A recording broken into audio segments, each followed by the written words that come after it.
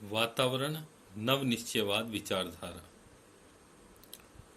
मनुष्य तथा प्रकृति के मध्य संबंधों से के बारे में विचारधाराएं कई तरह की दी गई, जिसमें निश्चयवाद, संभववाद तथा आधुनिक विचारधारा नवनिश्चयवाद प्रमुख हैं। नवनिश्चय विचारधारा इसके अनुसार न तो प्रकृति का मनुष्य पर पूर्ण नियंत्रण है और न ही मनुष्य प्रकृति का विजेता है। दोनों का एक दूसरे से क्रियात्मक संबंध है। मानव उन्नति के लिए आवश्यक है कि मनुष्य प्रकृति का सहयोग प्राप्त करे, और यही नवनिश्चयवाद है।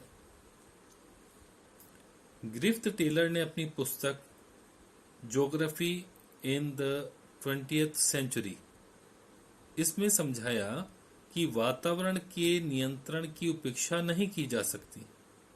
जैसे उदाहरण के लिए जो टुंड्रा प्रदेश हैं या जो सहारा के विस्तृत मरुस्थल हैं, अथवा अंटार्कटिका में जो हिमाच्छादित महाद्वीपीय क्षेत्र है, वहां मानव को प्रकृति की आज्ञा माननी ही पड़ती है।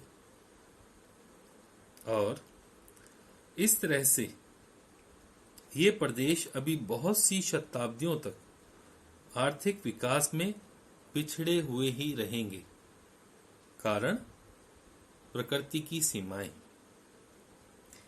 अमेरिका या यूरोप के समान उन्नति का ऊंचा स्तर इन मरुस्थलों में या हिमाच्छादित टुंड्रा प्रदेशों में नहीं बनाया जा सकता। अतः ये बात स्पष्ट है कि प्रकृति का मनुष्य पर बेशक पूर्ण नियंत्रण नहीं है, फिर भी प्रभाव अवश्य है, और मानव उस प्रकृति की सीमाओं के अंदर ही अपनी प्रौद्योगिकी द्वारा आर्थिक सांस्कृतिक उन्नति करता है।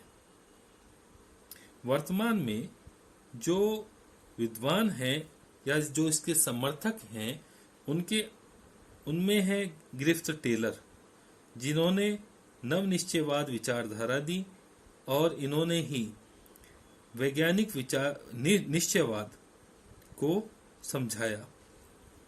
और इसी तरह से रुको या चलो अथवा जाओ निश्चयवाद भी इन्होंने बताया। इसमें मानवीय छांट का भी विचार शामिल रहता है, इसलिए डॉक्टर टैथम ने इसको क्रियात्मक संभववाद नाम दिया था। इसे नवनिश्चयवाद भी कहते हैं। इसके अन्य जो मुख्य समर्थक हैं कार्ल सावर, हर्बर्टसन या OH के स्पेट हैं।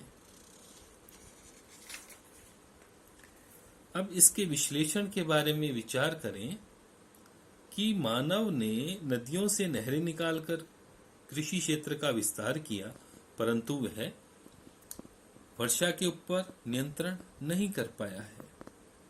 ऐसे ही मानव ने भूकंप आने वाले क्षेत्रों का सीमांकन जरूर कर लिया, और वहां पर जो भूकंप रोधी इस प्रकार के आधारित मकान बनाए हैं, लेकिन भूकंप का पूर्व आकलन या उसको रोकने का उपाय मनुष्य अभी तक करने में सक्षम नहीं हो पाया है।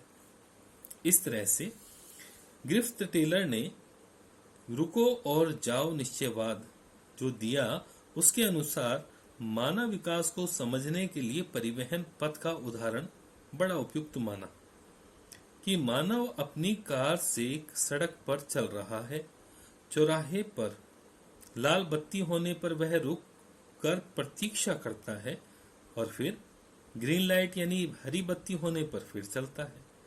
फिर कोई चौराहा आता है, लाल बत्ती होने पर फिर रुक जाता है।